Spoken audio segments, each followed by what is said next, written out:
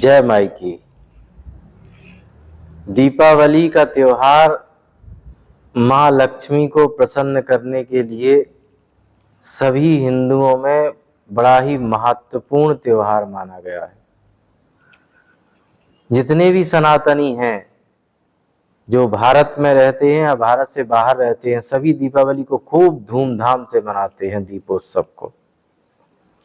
और उसके पीछे का उनका कारण क्या है? वह कारण है कि यह महालक्ष्मी की साधना का त्योहार है। लक्ष्मी केवल धन की वृद्धि ही नहीं करती, लक्ष्मी का अर्थ होता है चारों ओर से संपन्नता। हमारा शरीर भी स्वस्थ रहे, मन भी शांत और स्वस्थ रहे, धन की कोई कमी ना हो, वैभव की कोई कमी ना हो, खाने पीने की वस्तुओं की, पहनने ओढ़ने की वस्तुओं की कोई कमी ना हो, समाज में सभी प्रकार का सम्मान हमें प्राप्त हो। इसके लिए दीपावली के 5 दिन बहुत ही महत्वपूर्ण होते हैं। इन 5 दिनों में हम अपनी पूरी वैभव को कमाने के लिए एक पूरी 5 दिवसीय साधना करते हैं। ये 5 दिन इतने महत्वपूर्ण हैं कि इन 5 दिनों में की गई साधना का फल वर्ष पर्यंत, पूरे 1 वर्ष तक हमें प्राप्त होता रहता है। तो यह साधना हमें किस तरह से करना है, इसमें क्या करना है, आज की चर्चा इसी के ऊपर आधारित है। दीपावली के त्योहार का प्रारंभ होता है धन त्रयोदशी से, धनतेरस जिसको बोलते हैं।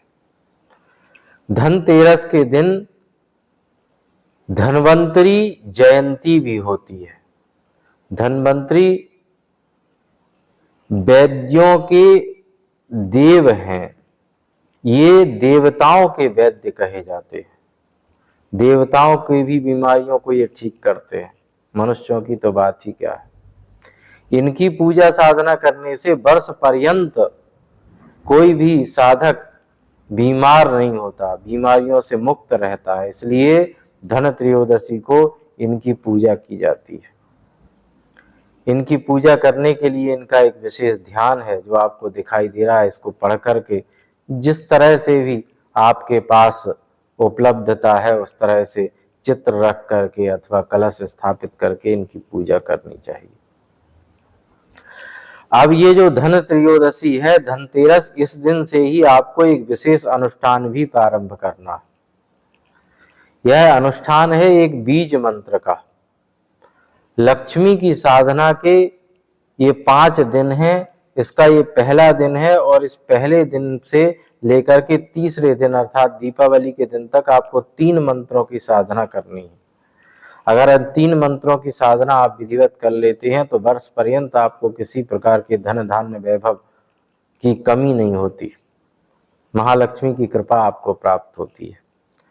तो इस अनुष्ठान को करने का ये जो पहला दिन है, इस दिन एक महालक्ष्मी के बीजाक्षर का आपको जप करना है, जो आपको दिखाई दे रहा है। इस जप की विधि क्या है? आपको कुछ अधिक नहीं करना है, केवल एक गाय के घी का दीपक जलाना है और कमल गट्टे की माला से इस मंत्र का 10,000 की संख्या में जप करना है, अर्थात 100 माला करनी है। अगर आप 100 माला नहीं कर सकते तो आप 10 माला भी कर सकते। कम से कम 10 और अधिक से अधिक 100 मालाएं आपको करनी है। दीपक जला करके जप करें, महालक्ष्मी का ध्यान करें, उनसे प्रार्थना करें। ये जो माँ का बीज अक्षर है, यह बीज अक्षर धन संपदा को देने वाला है, सौभाग्य की वृद्धि करने वाला है। इस मंत्र का प्रभाव ये है कि आपके जीवन से दरिद्रता का नाश हमेशा के लिए हो जाए, किसी भी प्रकार की दरिद्रता आपको ना रहे। दरिद्रता कई प्रकार की होती है। अगर आप रुग्ण हैं, रोगी हैं, तो भी आप दरिद्र ही हैं। अगर आपका मन अशांत है, क्लेश से भरा हुआ है, बहुत सारे शत्रुओं से और संकटों से आप घिरे रहते हैं, तब भी आप दरिद्र ही हैं। आप भोजन ठीक से आपको प्राप्त नहीं होता, समय पर प्राप्त नहीं होता, प्राप्त भी होता है तो शांति से आप भोजन ग्रहण नहीं कर पाते, तब भी आप दरिद्र ही हैं। आपके पास सब कुछ होते हुए भी आपका मन हमेशा अशांत व्याकुल रहता है, घर में क्लेश बना रहता है, तब भी आप दरिद्र ही हैं। ये सभी प्रकार की दरिद्रताओं को दूर करने के लिए यह मंत्र है। तो इस मंत्र का जप प्रथम दिन करना चाहिए, और प्रथम दिन जब आप पूरा कर लेते हैं तो भगवती के चरणों में उसे समर्पित कर देना चाहिए और उनसे प्रार्थना करना चाहिए। दूसरा दिन जो दीपावली का होता है उसको नरक चतुर्दशी कहते हैं, इसे रूप चौदस भी कहा जाता है। विशेष बात इसमें यह है कि यह नरकीय यातनाओं से मुक्ति दिलाने का दिन तो होता ही है, साथ ही इस दिन धूमावती माई की जयंती भी मनाई जाती है। श्री धूमावती जयंती इसी दिन होती है। यह बात विशेष रूप से विचारणीय है, क्योंकि बहुत से व्यक्तियों को ऐसा पता है, ऐसा लगता है कि ज्येष्ठ शुक्ल पक्ष की अष्टमी को धूमावती जयंती होती है। ऐसा नहीं है, धूमावती जयंती दीपावली के एक दिन पहले होती है, क्योंकि यह अलक्ष्मी है, दरिद्रता है। और जब समुद्र मंथन हुआ तो सबसे पहले उस समुद्र मंथन से ये अलक्ष्मी ही प्रकट हुई, दरिद्रता ही प्रकट हुई, जिन्हें हम धूमावती कहते हैं। उसके बाद फिर लक्ष्मी का प्रादुर्भाव हुआ, इसीलिए दीपावली के दिन कमला जयंती मनाई जाती है। तो नरक चतुर्दशी को धूमावती माई की जयंती भी होती है। इस दिन धूमावती माई की पूजा साधकों को किस तरह से करना चाहिए, अगर आप ये जानना चाहते हैं तो हमें कमेंट्स में बताएं, हम इस पर भी आपको एक पूरा वीडियो के रूप में चर्चा करके बताएंगे। नरक चतुर्दशी के दिन सर्वप्रथम शाम के समय आपको एक चौमुखा दीपक तिल के तेल का अपने घर के दरवाजे के बाहर जलाना होता है। इसमें आपको चतुर्बुध पुरुषार्थों की प्राप्ति के लिए, धर्म अर्थ काम मोक्ष, इसके लिए प्रार्थना करनी होती है कि भगवान यम जो है आपके ऊपर कृपा करें। आप जो नरकीय यातनाएं अगर आपके भाग्य में जीते जी लिखी हुई हैं तो उनसे आप मुक्त हों, और भगवान यम से आप प्रार्थना करेंगे, और इस दीपक को घर के बाहर जलाना होता है। फिर आपको वही दूसरे दिन की साधना प्रारंभ करना है। इसमें मंत्र लेकिन दूसरा होगा। दूसरे दिन आपको जिस मंत्र का जप करना है वो आपको दिखाई दे रहा है, यह 4 अक्षर का मंत्र है माता महालक्ष्मी का। इस 4 अक्षर का जो मंत्र है इसका बड़ा ही प्रभाव है। इस मंत्र को समझिए। इसमें जो पहला बीजाक्षर है, जिसे वाग्भव बीज कहते हैं, यह बुद्धि को देने वाला है, बुद्धि को बढ़ाने वाला है। अगर आपकी बौद्धिक क्षमता बहुत अच्छी है तो आप अप्राप्त वस्तु, अप्राप्त जो भी कुछ है उस सबको आप प्राप्त कर सकते हैं। इसमें जो दूसरा बीज मंत्र है वो तो हमने बताया ही है, धन की वृद्धि करने वाला है। तो यह जो दूसरा बीज अक्षर है यह धन को, वैभव को बढ़ाने वाला है। तीसरा जो बीजाक्षर है वह वैभव को बढ़ाने वाला है। तीसरा बीजाक्षर आपके जीवन में बहुत सारे वैभव को बढ़ाता है। और चौथा जो बीजाक्षर है यह जो काम बीज है, इस काम बीज से शक्ति की वृद्धि होती है। तो पहले से बुद्धि, दूसरे से धन, तीसरे से वैभव और चौथे से शक्ति की प्राप्ति होती है। इस मंत्र को भी आपको गाय के घी का दीपक जला करके रात्रि में कम से कम 10,000 की संख्या में जप करना है। और अगर 10,000 नहीं कर सकते तो कम से कम 1,000 करें। परंतु याद रखें, यह आप पहले दिन ही निर्धारित करेंगे कि आपको 1,000 करना है या 10,000 करना है। अगर 1,000 करते हैं तो तीनों दिन तीनों अलग अलग मंत्रों को आपको 1,000 संख्या में ही जपना है। 10,000 करते हैं तो 10,000 ही जपना है। इस तरह से कमल गट्टे की माला से इसका जप करें और अंत में माता महालक्ष्मी से प्रार्थना करें, भगवती कमला से प्रार्थना करें कि आपके जीवन में बुद्धि, धन, वैभव और शक्ति की कभी कमी ना आए और भगवती को अपना जप समर्पित कर दें। तीसरा जो दिन होता है वह दिन अमावस्या का दिन होता है। अमावस्या की रात्रि होती है और अमावस्या की रात्रि में दीपावली मनाई जाती है और दीपावली के दिन ही कमला जयंती भी मनाई जाती है। दीपावली को कई कारणों से मनाया जाता है। भगवान राम उस दिन अयोध्या में पहुंचे थे, इसलिए भी दीपावली मनाते हैं। लक्ष्मी को नारायण ने कारागृह से मुक्त किया था, इसलिए भी उस दिन दीपावली मनाई जाती है। और भगवती कमला की तो जयंती है ही।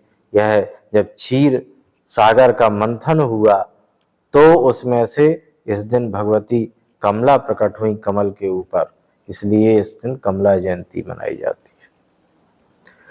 इस दिन आपको विधिवत पूजन करना होता है माता लक्ष्मी का, गणपति का, कुबेर का और नारायण का, और फिर अंत में विधिवत जितना आप अधिक से अधिक अच्छी तरह से षोडशोपचार, राजोपचार भगवती का पूजन कर सकते हैं, आपको पूजन करना चाहिए।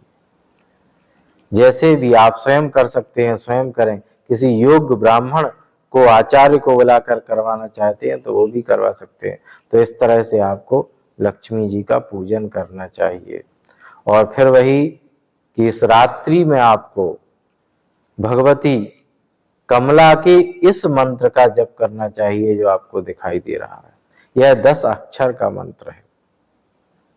इसमें जो भगवती कमला है उनसे प्रार्थना की गई है कि उनको नमस्कार करते हुए प्रार्थना की गई है कि आपके जीवन में उनकी उपस्थिति सदैव बनी रहे, उनकी कृपा सदैव बनी रहे, जिससे आपको बुद्धि, धन, वैभव और शक्ति हमेशा प्राप्त होती रहे। तो इस मंत्र का आपको कम से कम 1000 और अधिक से अधिक आपको 10,000 की संख्या में जप करना होता है। गाय के घी का दीपक जलाएं, लक्ष्मी जी का पूजन तो करते ही हैं और फिर इस मंत्र का आप रात्रि में जप करें। इस जप को करने के उपरांत भी आपको महालक्ष्मी से प्रार्थना करना है कि उनकी कृपा आपके ऊपर बनी रहे और जप उनको समर्पित कर देना है। अगले दिन गोवर्धन पूजा का दिन होता है। यह चौथा दिन होता है जिसमें गोवर्धन की पूजा होती है। भगवान गोवर्धन को गोमय से बनाया जाता है, गाय के गोबर से बनाया जाता है, फिर उनका विधिवत पूजन होता है। इस दिन पूजन करने के उपरांत, भगवान गोवर्धन का पूजन करने के उपरांत आपने जिन जिन मंत्रों का जप किया हुआ है, तीनों मंत्रों का, उनका दशांश हवन करना चाहिए। हवन करेंगे तो किस तरह से हवन करेंगे? हवन करने के लिए तिल, मधु अर्थात शहद और बिल्व फल, सूखा बिल्व फल जो होता है उसको पीस करके चूर्ण बना लें और उस चूर्ण से उस पाउडर को मिला करके, इन तीनों चीजों को मिला करके आपको जो जो आपने मंत्र किए हैं, पहले दिन जो मंत्र जप किया है उसका 10% आपको जप करना है। जप का उसका 10% आपको हवन करना है और दूसरे दिन जो मंत्र जप आपने किया है उसका भी 10% आपको हवन करना है और तीसरे दिन जो आपने मंत्र जप किया है उसका भी 10% आपको हवन करना है। अगर आप हवन करने में सक्षम नहीं हैं तो तीनों मंत्रों का 20% आपको अधिक और अधिक जप कर लेना है और यह सब कार्य आपको दिन में 12 बजे के पहले पूर्ण कर लेना है। गोवर्धन पूजा के दिन आपको गोवर्धन की पूजा, हवन करते हैं तो हवन, अन्यथा 20% जप सुबह दोपहर 12 बजे से पहले आपको संपन्न कर लेना है। तर्पण करना है, मार्जन करना है। अगर आप हवन करते हैं तो हवन की जो संख्या है उसका 10% तर्पण, उसका 10% मार्जन भी आपको करना है। इस तरह से गोवर्धन पूजा के दिन आपको यह सब कुछ संपन्न करना है और भगवती को समर्पित करते हुए उनसे प्रार्थना करनी है। 5वां दिन भ्रातृ द्वितीया का होता है, भ्रातृ द्वितीया। इस दिन आपको कन्या भोजन कराना है, अगर ब्राह्मण भोजन करा सकते हैं तो ब्राह्मण भोजन कराएं। पंचांग पुरस्कार तो तभी होता है जब आप जितना जप करते हैं उसका दशांश हवन, उसका दशांश तर्पण, उसका दशांश मार्जन, उसका दशांश ब्राह्मण भोजन कराते हैं। तो अगर ब्राह्मण भोजन करा सकते हैं ब्राह्मण भोजन कराएं, कन्या का भोजन कराएं और गुरु का आशीर्वाद, श्री गुरु का आशीर्वाद प्राप्त करें। जो भी कुछ आपके पास है पत्र पुष्प वो गुरु चरणों में अर्पण करके उनका आशीर्वाद लेना चाहिए। इस तरह से यह 5 दिन की पूरी साधना आप दीपावली पर कर सकते हैं। अगर इस दीपोत्सव में आप ये 5 विशेष साधना के दीपक अपनी जीवन में जलाते हैं तो आपके जीवन से दरिद्रता का अंधकार हमेशा के लिए मिट जाता है और धन वैभव का प्रकाश पूरे घर में आपके अंतःकरण में व्याप्त हो जाता है। तो यह विशेष साधना करें, माता महालक्ष्मी की कृपा प्राप्त करें। कुछ भी पूछना हो तो हमारे बताए गए नंबर पर हमें फ़ोन करके संपर्क करें अथवा व्हाट्सएप के माध्यम से पूछें। जय माई की।